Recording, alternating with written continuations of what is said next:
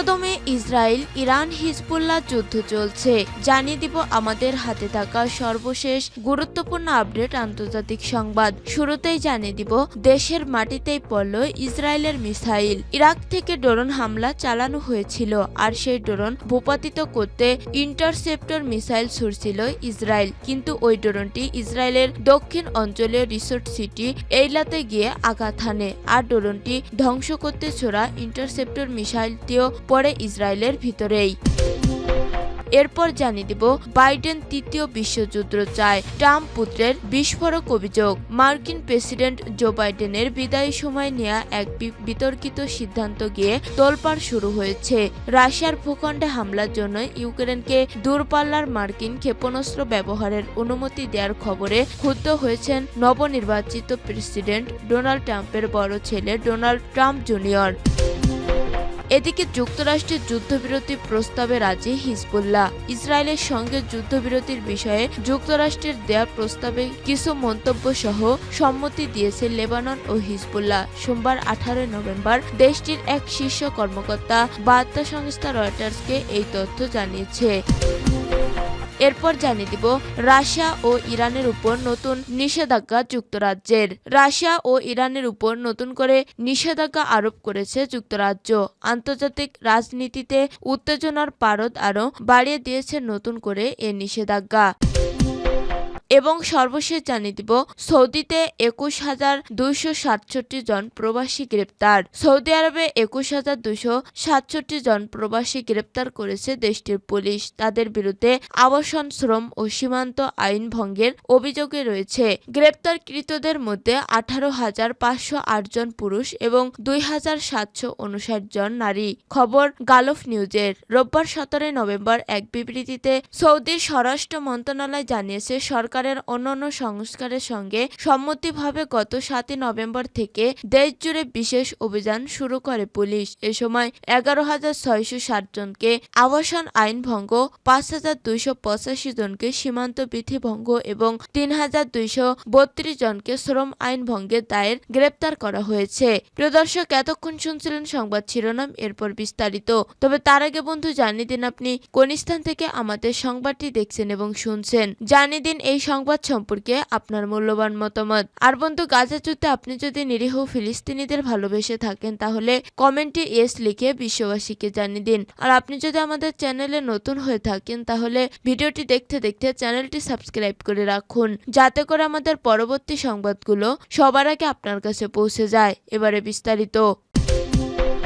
দেশের মাটিতেই পড়ল ইসরায়েলের মিসাইল। ইরাক থেকে ড্রোন হামলা চালানো হয়েছিল, আর সেই ড্রোন ভূপাতিত করতে ইন্টারসেপ্টর মিসাইল ছুড়ছিল ইসরায়েল। কিন্তু সেই ড্রোনটি ইসরায়েলের দক্ষিণ অঞ্চলীয় রিসোর্ট সিটি এই এলাকাতেই গিয়ে আঘাত হানে, আর ড্রোনটি ধ্বংস করতে ছোড়া ইন্টারসেপ্টর মিসাইলটিও পড়ে ইসরায়েলের ভিতরেই। ইসরায়েলের প্রতিরক্ষা বাহিনী জানিয়েছে, এই ড্রোন লক্ষ্য করে বেশ কয়েকটি ইন্টারসেপ্টর মিসাইল ছোড়া হয়। সেগুলোরই একটি এইলাতে গিয়ে পড়ে। তবে এ ঘটনায় হতাহতের কোনো খবর জানা যায়নি বলে জানিয়েছে টাইমস অফ ইসরায়েল। সোশ্যাল মিডিয়ায় ছড়িয়ে পড়া ভিডিওতে দেখা যায় শহরের আকাশের উপর দিয়ে ছুটে যাচ্ছে মিসাইলটি। এরপর সেটি উপকূলীয় এলাকায় একটি হোটেলে গিয়ে পড়ে। এ দৃশ্য দেখে স্থানীয়রা ভীত হয়ে পড়ে। তবে মিসাইল আঘাত হানলেও বিস্ফোরণের কোনো শব্দ পাওয়া যায়নি। এর আগে ইসরায়েলি বাহিনী জানায় ড্রোনটি সফলভাবে ভূপাতিত করা গেছে। জনপ্রিয় পর্যটন শহরে ওই মিসাইল আঘাত হানার ঘটনা তদন্তের ঘোষণা দিয়েছে ইসরায়েলের সেনাবাহিনী। কেন ড্রোনটি ভূপাতিত করতে গিয়ে মিসাইল এইলাতে পড়ল তা খতিয়ে দেখবে তারা। বাইডেন তৃতীয় বিশ্বযুদ্ধ চায়, ট্রাম্প পুত্রের বিস্ফোরক অভিযোগ। মার্কিন প্রেসিডেন্ট জো বাইডেনের বিদায়ী সময়ে নেয়া এক বিতর্কিত সিদ্ধান্ত ঘিরে তোলপাড় শুরু হয়েছে। রাশিয়ার ভূখণ্ডে হামলার জন্য ইউক্রেনকে দূরপাল্লার মার্কিন ক্ষেপণাস্ত্র ব্যবহারের অনুমতি দেওয়ার খবর ক্ষুব্ধ হয়েছেন নবনির্বাচিত প্রেসিডেন্ট ডোনাল্ড ট্রাম্পের বড় ছেলে ডোনাল্ড ট্রাম্প জুনিয়র। এক্সে দেয়া এক পোস্টে ট্রাম্প জুনিয়র বলেন, মার্কিন মিলিটারির ইন্ডাস্ট্রিয়াল কমপ্লেক্স নিশ্চিত করতে চায়। আমার বাবা শান্তি প্রতিষ্ঠার সুযোগ পাওয়ার আগেই তারা তৃতীয় বিশ্বযুদ্ধ শুরু করবে। বাইডেন প্রশাসনের সিদ্ধান্তের করা সমালোচনা করে তিনি একে বিপজ্জনক এবং উস্কানিমূলক বলে আখ্যা দিয়েছেন। নিউ ইয়র্ক টাইমসের তথ্য অনুযায়ী বাইডেন প্রশাসন সম্প্রতি ইউক্রেনকে রাশিয়ার ভূখণ্ডে হামলার অনুমতি দিয়েছে। আগে এই ধরনের পদক্ষেপ নিতে মার্কিন প্রশাসন সতর্ক ছিল, কারণ এটি রাশিয়ার পাল্টা প্রতিক্রিয়ার ঝুঁকি তৈরি করতে পারে। ফ্রান্স জানিয়েছে ফ্রান্স এবং যুক্তরাজ্য একই পথে হেঁটে তাদের অস্ত্র ব্যবহারের অনুমতি দিয়েছে। যুক্তরাষ্ট্রের এই পদক্ষেপে ক্ষুব্ধ রাশিয়ার কঠোর প্রতিক্রিয়া জানিয়েছে। রুশ আইন প্রণেতা আদ্রাই ক্লিসাস হুঁশিয়ারি দিয়ে বলেছেন, যুক্তরাষ্ট্রের মিসাইল ব্যবহার করে ইউক্রেন যদি রাশিয়ায় হামলা চালায় তবে তা তৃতীয় বিশ্বযুদ্ধের সূচনা করবে।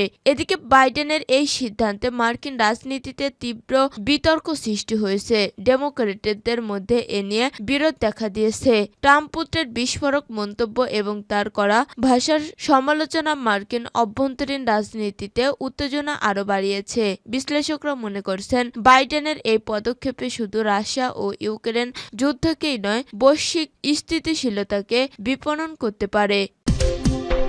যুক্তরাষ্ট্রের যুদ্ধবিরতি প্রস্তাবে রাজি হিজবুল্লাহ। ইসরায়েলের সঙ্গে যুদ্ধবিরতির বিষয়ে যুক্তরাষ্ট্রের দেয়া প্রস্তাবে কিছু মন্তব্যসহ সম্মতি দিয়েছে লেবানন ও হিজবুল্লাহ। সোমবার 18 নভেম্বর দেশটির এক শীর্ষ কর্মকর্তা বার্তা সংস্থা রয়টার্সকে এই তথ্য জানিয়েছেন। একে যুদ্ধবন্ধের সবচেয়ে গুরুতর প্রচেষ্টা বলেও মন্তব্য করেছেন তিনি। লেবাননের পার্লামেন্টের স্পিকার নবিহ বেরির সরকার আলী হাসান খলিল বলেছেন, সোমবার মার্কিন রাষ্ট্রদূতের কাছে তাদের লিখিত জবাব জমা দিয়েছে লেবানন। হোয়াইট হাউসের দ্রুত আমোস হোসেস্টেন বৈরুত আলোচনা অব্যাহত রাখতে এসেছেন। ইরানপন্থী সশস্ত্র সংগঠন হিজবুল্লাহ যুদ্ধবিরতির বিষয়ে আলোচনার জন্য তাদের দীর্ঘদিনের মিত্র বেরিকে সমর্থন দিয়েছে। খলিল বলেন, লেবানন ইতিবাচক পরিবেশে প্রস্তাবটির উপর তাদের মন্তব্য তুলে ধরেছেন, তবে এই বিষয়ে বিস্তারিত জানাতে অস্বীকৃতি জানান তিনি। তিনি বলেন, আমাদের দেয়া সব মন্তব্যে জাতিসংঘের রেজুলেশন 1701 এর সুনির্দিষ্ট ধারাগুলো মেনে চলার প্রতি জোর দেওয়া হয়েছে।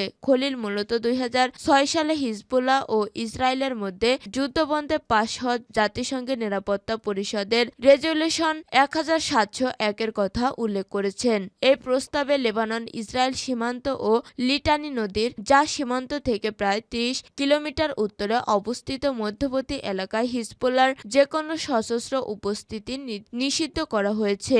খলিল বলেন, এই উদ্যোগের সাফল্য এখন ইসরায়েলের উপর নির্ভর করছে। যদি ইসরায়েল সমাধান না চায় তাহলে তারা 100টি সমস্যা সৃষ্টি করতে পারে। তবে ইসরায়েলের পক্ষ থেকে তাৎক্ষণিক কোনো মন্তব্য পাওয়া যায়নি, কিন্তু ইসরায়েল দীর্ঘদিন ধরে দাবি করে আসছে রেজুলেশন 1701 সঠিকভাবে বাস্তবায়িত হয়নি। এই যুক্তি তুলে ধরতে তারা সীমান্তের কাছে হিজবুল্লাহ যোদ্ধা ও অস্ত্রের উপস্থিতির কথা বলে আসছে। অন্যদিকে লেবানন ইসরায়েলে তার আকাশসীমায় যুদ্ধবিমান ওড়ানোর মতো লঙ্ঘনের জন্য অভিযুক্ত করেছে। রাশিয়া ও ইরানের উপর নতুন নিষেধাজ্ঞা যুক্তরাজ্যের। রাশিয়া ও ইরানের উপর নতুন করে নিষেধাজ্ঞা আরোপ করেছে যুক্তরাজ্য। আন্তর্জাতিক রাজনীতিতে উত্তেজনার পারদ আরও বাড়িয়ে দিয়েছে নতুন করে এই নিষেধাজ্ঞা। সোমবার 18 নভেম্বর যুক্তরাজ্যের সরকারি তথ্য অনুযায়ী নিষেধাজ্ঞার আওতায় রয়েছে একটি ইরানি এয়ারলাইন্স, একটি শিপিং গ্রুপ এবং রাশিয়ার পোর্ট ওয়াল 3 নামক জাহাজ, খবর রয়টার্স। এর আগে 2022 সালে ইউক্রেন যুদ্ধ শুরুর পর থেকে রাশিয়ার বিরুদ্ধে ধারাবাহিক নিষেধাজ্ঞা আরোপ করে আসছে পশ্চিমা দেশগুলো। এর নিষেধাজ্ঞা কার্যক্রমের নেতৃত্বে রয়েছে যুক্তরাষ্ট্র। এর মূল উদ্দেশ্য হল রাশিয়াকে আন্তর্জাতিক বাণিজ্য থেকে বিচ্ছিন্ন করা এবং এর অর্থনীতিকে দুর্বল করা। তবে নিষেধাজ্ঞার আওতায় শুধু রাশিয়াতেই সীমাবদ্ধ নয়, রাশিয়ার মিত্র দেশ হিসেবে চীন ও ইরান সহ আরও অনেক দেশের উপর নিষেধাজ্ঞা দেওয়া হচ্ছে। মস্কোকে সমর্থনের অভিযোগে তাদের বিভিন্ন সংস্থাও নিষেধাজ্ঞার শিকার। এমনকি ভারতীয় কিছু কোম্পানিও মাঝে মধ্যে এই তালিকায় অন্তর্ভুক্ত হয়েছে।